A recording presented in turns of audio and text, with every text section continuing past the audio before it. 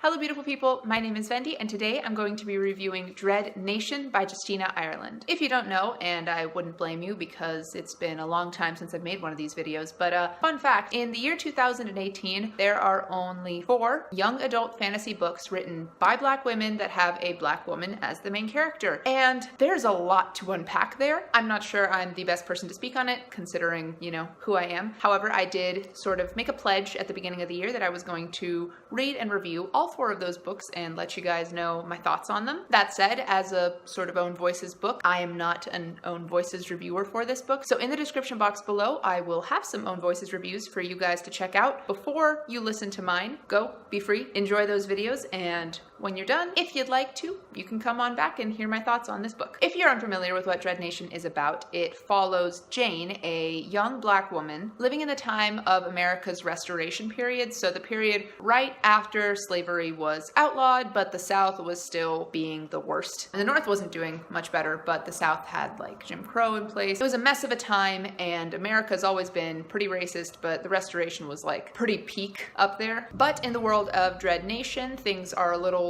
different than in the actual way history went, in that sometime after the end of the Civil War, the dead started to walk on Earth again. So because of this essentially zombie outbreak, Jane and all other young Black men and women have been sent to re-education schools where they're basically taught to fight and kill these zombies to protect white people. At the opening of this book, Jane is attending and has almost graduated Miss Preston's School of Combat in Baltimore, Maryland, which is one of the more prestigious re-education schools. And her dream is to return home to her mother and protect their farm from the zombie outbreak. But just before she graduates, Jane gets embroiled in a plot that leads to her arrest and her being shipped off westward to a new settlement to essentially be a guardian to a town of white people. And when she gets there, she realizes that things are far, far worse than she ever could have imagined. Before I get into my thoughts on this book, I will address that Justina Ireland on Twitter has not too recently, but recently enough, like it's still fresh in memory, said some questionable things about Asian women, and without going too far into detail about this, she essentially implied that Asian women didn't count as women of color, and no, that's not how it works, I'm sorry. And while I don't personally know her sexuality, she's also said some things about bisexuality that are really gatekeepy and gross. While I'm not the expert on the first thing, as a bisexual woman, I really am sick of people trying to define my experience and other bisexual people's experiences and pigeonhole them into boxes, so big not a fan of that. However, as the book is separate from those 2 specific things, I did not consider them in reviewing the qualities of the book. I managed to separate art from artist, guys, so keep that in mind. I really enjoyed Dread Nation. As per usual, I'm going to open with character, which is usually my favorite part of books that I really enjoy. In the case of Dread Nation, the characters were not my favorite element of the story. I did like them,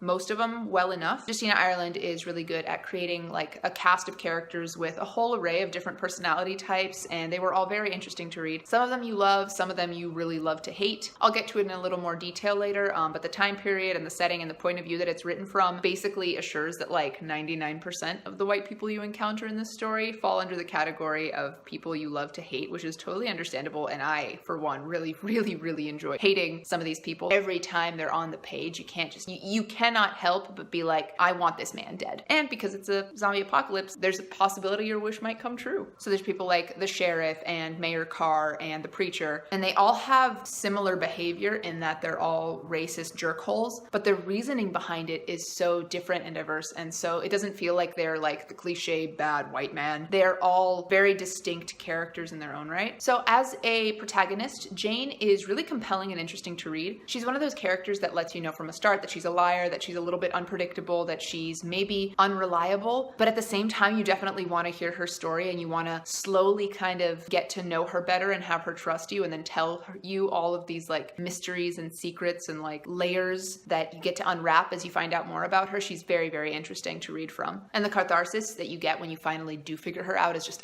it's so rewarding. That being said, Jane is a little bit not like other girlsy, and you guys, you know how I feel about characters that are kind of like that. The way that she does this most often is presenting herself as very different from another girl that she later befriends and like goes on this whole adventure with, named Catherine, not Kate. Catherine is described as very pretty and sort of proper, and Jane really doesn't like her for these things at the very start. She's very much presented as a foil because she doesn't care about appearances, but she kind of does, and that she's all about the fighting. So she gets a little bit of that like strong female character because she can kick a lot of ass, which, you know, like I'm not over it. It's just, it's hard to make me root for a character like that because it's been done so many times. But my real bone to pick with Jane and Catherine's relationship is that Jane consistently, well, one, she disregards Catherine's wish to be called Catherine. She calls her Kate all the time, which that's just rude, you know, like call someone by the name that they ask you to call them. Like maybe she doesn't like being called Kate for like traumatic reasons. Like don't be an asshole, especially since you don't like being called Janie Jane by another character. Like you know what it's like to be called something you don't like, so why are you doing it? And then her hatred of Kate at the very start is ostensibly because Kate is, you know, all prim and proper and prissy and stuff, but at the end of the day, like every single time it comes up, Jane makes sure to let you know that what she really dislikes about Catherine is how pretty she is. And it's like, oh, like I hate her because she's so pretty. And it's like, oh, it's so unfair that this girl is so pretty. Like what a bitch. And I'm just like, she can't help being born the way she is. Calm the fuck down. I don't know. Like they become friends in the end, but at the same time, like if I was Catherine, I wouldn't want to be friends with Jane after like years of that. Additionally, the side characters were all very interesting. I didn't really get the sense of their personalities as much as I generally like to, but I did get the sense that they all have their own stories. They're not just like non-player characters that exist for Jane's and the plot's development, so that was really fun to read. Returning a little bit to the setting of this story, I think that that is what really made the story shine. The world building in Dread Nation is spectacular. So drawing on the history of like the Restoration and the Civil War and just the history of racism in America paired so remarkably well with a zombie plague. Ireland's description of like Miss Preston's is actually based off of actual like native re-education schools where white people stole Native American children and were like, now you know, can't speak your own language, you have to speak English and you have to look a certain way and you're still gonna be second-class citizens, but at least you'll be like the good kind. Wild. So beautifully done. And just the setting of Summerland like is like a Wild West, like divine, what is it? Divine prophecy?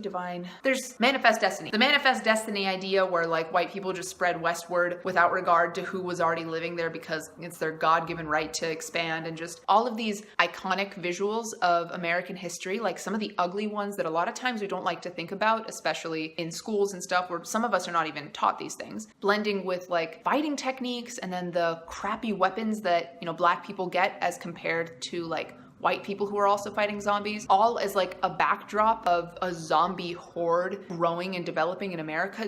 It's stellar. I love I don't want to spoil things. I love the implications of the power imbalances and the power dynamics in the story. And I love Jane sort of figuring everything out as she goes along. It's rich, it's gritty, and it's really friggin' cool. Now about the plot, I'm not really gonna talk about it more than I gave in the synopsis because I feel like this is definitely one where you need to go in blind to discover the mystery as you go on. I will talk on the pacing. I think that the pacing of this book was pretty damn great. I'm a big fan of kind of slower build, but I'm also like, especially in YA zombie stories, I also like some gore and some action, and this managed to do both at once, and I don't know how, but it really, really did. There were multiple like mini climaxes before like the main climax that sort of tears the story apart. The tension was like consistently building throughout the story, no matter like what had just gone down or whether it was like an exposition scene where you're just meeting a character. The tension was constantly rising, which I guess it has to in a zombie story, but it was done phenomenally. I really, really enjoyed it, and I gave Dread Nation a 4 out of 5 stars. It might have been a 5 had there not been some like character hiccups. So that's really all I have to say about Dread Nation. Comment down below if you've read it and you agree or disagree with me on any of this. Thank you guys so much for watching this video. If you liked it, please leave me a thumbs up, and if you like me, maybe consider subscribing to my channel. I will have more content like this next Saturday. But until then, that's all I've got for you today. Thank you guys so much again for watching, and I will see you next time with a new video very, very soon.